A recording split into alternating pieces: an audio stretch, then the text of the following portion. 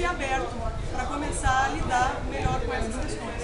É como você mesma disse, é uma avalanche de informações, de tentações e automaticamente então de pecados na área da sexualidade, assim como em outras áreas, mas também na de sexualidade.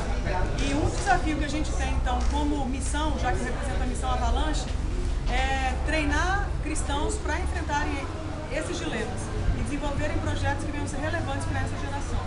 Então, inclusive eu queria divulgar as duas escolas que a gente tem, uma na área da sexualidade em outubro e a de aconselhamento em sexualidade em novembro. Por que eu divulgo? Porque a gente tem visto que não adianta só a gente dizer que a igreja não sabe lidar com a sexualidade humana. Não sabe, mas precisa aprender, antes que seja tarde demais. E os índices de devastação na área comportamental, na área relacional, já são alarmantes. A gente precisa, como igreja, assumir o nosso papel de sal da terra, de luz do mundo e começar a discipular essa geração com os princípios do reino de Deus. Então, essas escolas são duas tentativas de treinar cristãos para poderem vivenciar, discutir melhor a questão da sexualidade, refletir sobre o assunto, pesquisar, se ouvir, para se conhecer e automaticamente poder fazer bons discípulos. Mas tem o Congresso do Êxodo, que costuma acontecer todo ano em alguma região do Brasil, que vale muito a pena fazer parte. Parte dos preletores do Êxodo está aqui hoje, e dos diretores, e vale muito a pena porque o Êxodo é o maior ministério do mundo na área de ajuda à homossexualidade. Então é uma rede que faz sentido você conhecer e se filiar. Em outras palavras, é ferramentalizar a igreja para ela sair dessa zona de conforto e de ignorância, para começar a fazer discípulos. E ele vai falar um pouquinho pra gente. Billy, a gente sabe que a pessoa que pratica homossexualidade, ela enfrenta muitas barreiras, né? E uma delas é a família, a questão da aceitação. Então, qual seria o papel da família ao descobrir que existe nela uma pessoa que pratica homossexualidade?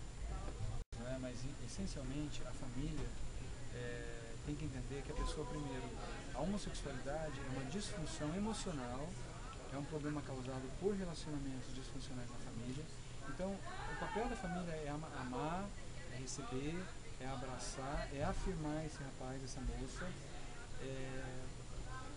Quando eu digo abraçar, receber, não é um pai, uma mãe não precisa concordar com o comportamento homossexual do filho ou da filha.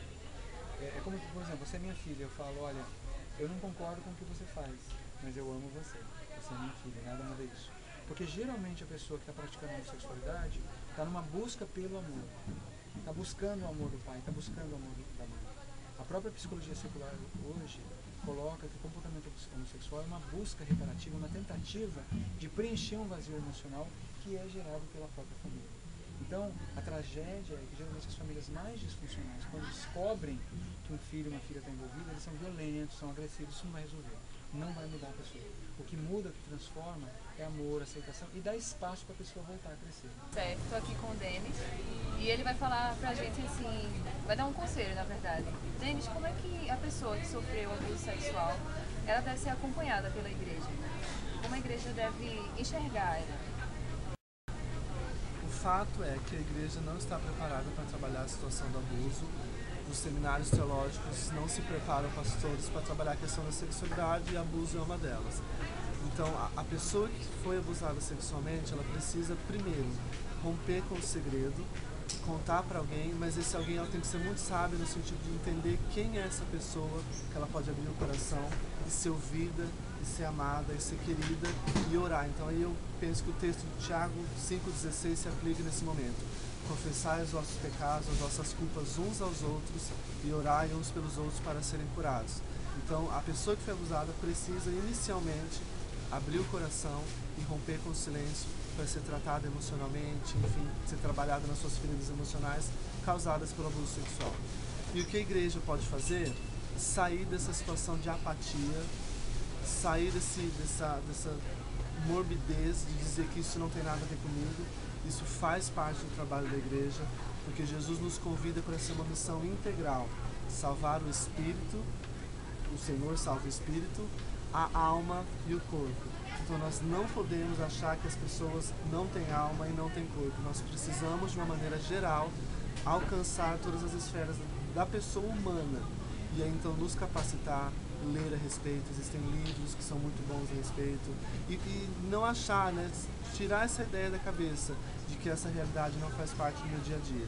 O abuso sexual está acontecendo e dentro das nossas próprias igrejas. Então, o convite que Deus faz, o convite que eu faço como líder de ministério é: leiam a respeito, procurem treinamentos, seminários, coisas que te ajudem, te dê ferramentas para você poder atender e amar essas pessoas que estão sendo abusadas. E assim, rapidinho, sobre a questão da homossexualidade, a gente sabe que a igreja, ela não está preparada também para receber a pessoa que pratica a homossexualidade. Sim. Então a pessoa, ela, de cara, assim, ela se sente rejeitada, né? Algumas não voltam mais. E aí, qual o conselho que você daria, assim, para essas pessoas que praticam homossexualidade, para que elas não desistam, sabe? Assim, aquela que quer a mudança de vida, mas infelizmente não encontra aquele apoio dos irmãos. Eu não posso dizer do sofrimento das pessoas, né? Porque o sofrimento das pessoas é o sofrimento das pessoas, eu posso dizer do meu sofrimento. Eu tenho acompanhado durante alguns anos, aconselhando pessoas que foram muito ridicularizadas dentro da própria igreja por terem atrações e terem quedas homossexuais. Como se disse, a igreja não está preparada para trabalhar a situação. Mas o convite de Jesus e o que Jesus disse, né? Não se preocupem porque eu estarei com vocês até o fim dos séculos, até a consumação dos séculos. Então, por mais que a igreja não esteja preparada como corpo, Deus tem levantado pessoas dentro do próprio corpo para ouvir, para acolher e para amar. Pessoas que talvez nunca tiveram treinamento, não fizeram faculdade de psicologia, não fizeram nada, mas possuem o amor de Deus transbordando nos seus corações. Então, assim, não desista de lutar, não desista de caminhar. Eu imagino que realmente deva ser muito difícil se talvez você tenha aberto seu coração e as pessoas ridicularizaram, mas há esperança.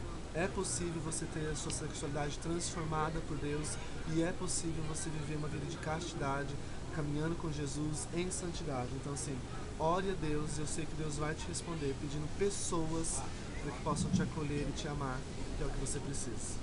Ok, obrigada, gente. Eu que agradeço. Deus abençoe. Deus abençoe também o ministério de vocês, assim, esteja sempre multiplicando as portas. Amém. Assim, né? Amém. Amém. Obrigada. Deus abençoe.